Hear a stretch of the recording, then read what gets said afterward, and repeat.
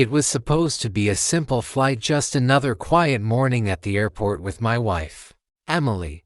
But when a woman named Karen decided she wanted my wife's window seat and threw coffee at her in a fit of rage, she had no idea who she was really dealing with.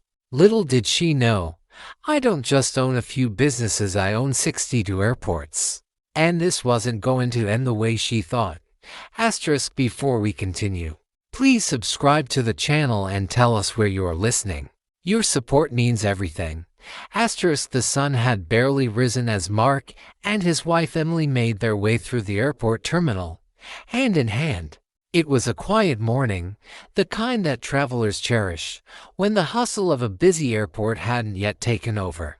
Their flight was early, and they were eager to begin their vacation.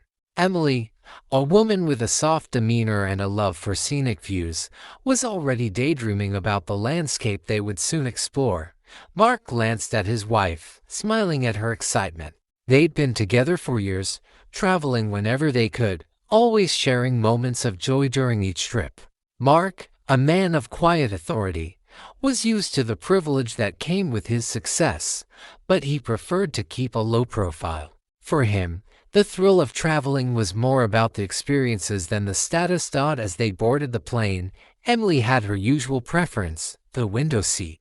She loved watching the world change beneath her as they soared above it.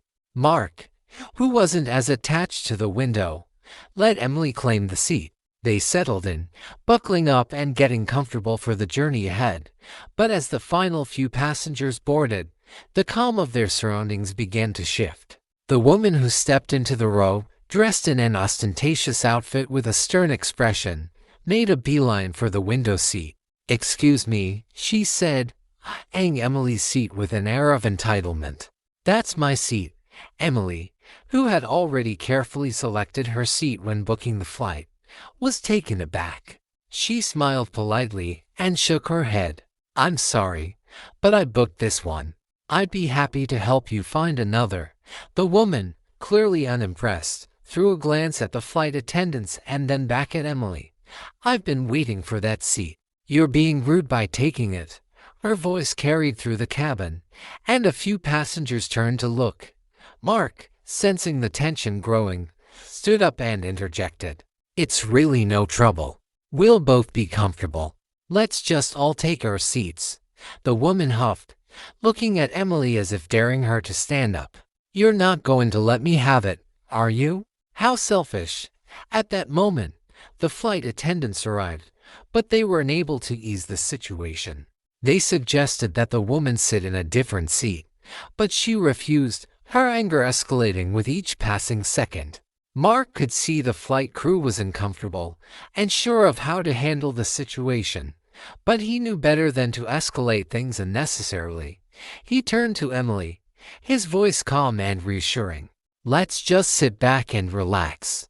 I'll handle this." Emily, always the more peaceful of the two, nodded and settled back into her seat, though she still looked uneasy. But the situation wasn't done.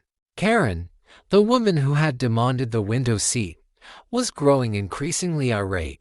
As the plane began to taxi down the runway, she muttered loud enough for those nearby to hear, "Unbelievable. Just because you want to sit by the window, you think you own the place."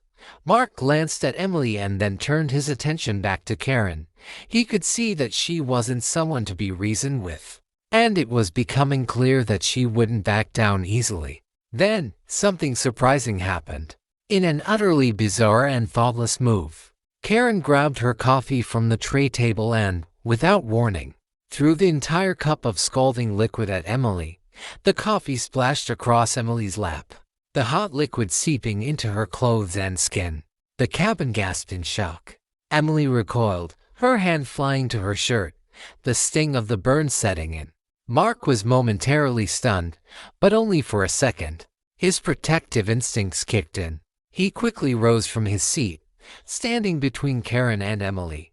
"That's enough," Mark said in a voice that was calm yet carried an unmistakable weight. He wasn't shouting, but there was no mistaking the authority in his tone. "You've crossed a line." Karen, still visibly furious, sneered at Mark. You should have taught your wife some manners. Maybe now she'll learn her place." But Mark didn't engage with her.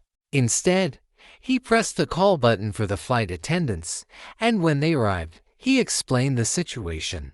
"I'd like this woman removed from the flight immediately. She assaulted my wife. I expect her to be removed at the next stop." The attendants, unsure of how to respond, hesitated for a moment, but they could feel the tension in the air. Mark wasn't just another passenger. His demeanor was composed, but his words carried an undeniable force. Karen, unaware of Mark's influence, scoffed. "What? You think you can just kick me off the flight? Who do you think you are?" "Mark," Emily said quietly, her voice trembling. "We don't need to make a scene. Let's just get through this." But Mark wasn't about to let this slide. He was a man used to navigating difficult situations, and this was no different. As he looked at Karen, he felt his calm demeanor shift into something deeper, quiet confidence that came with years of experience.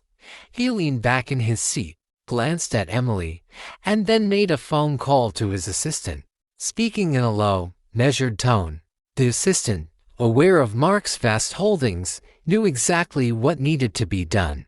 Mark's words were clear: Karen is to be removed at the next airport and banned from flying with this airline permanently. Make the arrangements. The flight continued, but the rest of the passengers could feel the undercurrent of tension. Karen, still fuming, sat silently, unaware that Mark was orchestrating her downfall. Emily, meanwhile, did her best to calm herself, though she couldn't help but feel a mix of shock, anger, and disbelief. Mark had always been a steady presence in her life, but this was the first time she'd seen him so focused and unwavering. When the plane landed at the next airport, the authorities were waiting. Karen was escorted off the plane, still yelling and cursing, unaware that her outburst had just caused a significant shift in her life. The airline's management was already in the process of issuing a public apology to Emily, while Karen's social media accounts quickly filled with angry comments. As the story broke online, the passengers on the plane shared their accounts of the incident, some expressing support for Mark's swift actions. Emily, though grateful for her husband's protection, was taken aback by the attention the situation was receiving. Mark, on the other hand, remained composed, his influence continuing to ripple through the industry. He hadn't intended for Karen to be publicly humiliated, but her behavior left him no choice. The weeks that followed were a whirlwind. Emily's lap had healed, but the emotional scars from the incident lingered. She struggled to understand why Karen had acted the way she did. Mark, ever the steady force, reassured her that it wasn't her fault. "Some people just can't control their impulses," he said. "But you're stronger than that." Despite the chaos, the couple found peace in their shared understanding. Mark's influence had protected them, but it was the way he had handled the situation, calm, focused, and without seeking personal gain, that left an impression on Emily. She was proud of him, not for the power he wielded, but for the way he used it to ensure that justice was served. Together, they decided to take the incident and use it as a lesson for others. They spoke quietly with those around them about kindness, about the importance of understanding one another. Mark had no desire for the world to know the extent of his power, but he understood that this story was larger than one woman's outburst. It was about the quiet strength to stand up for what was right. In the end, they returned to their travels, their bond stronger than ever.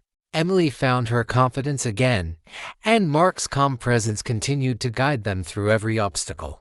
Karen's actions became a distant memory, one that only served as a reminder of the power of resilience and the quiet strength that can be wielded in the face of adversity. As the plane took off once more, Emily settled into the seat beside Mark, the window seat, where she could once again watch the world unfold beneath them.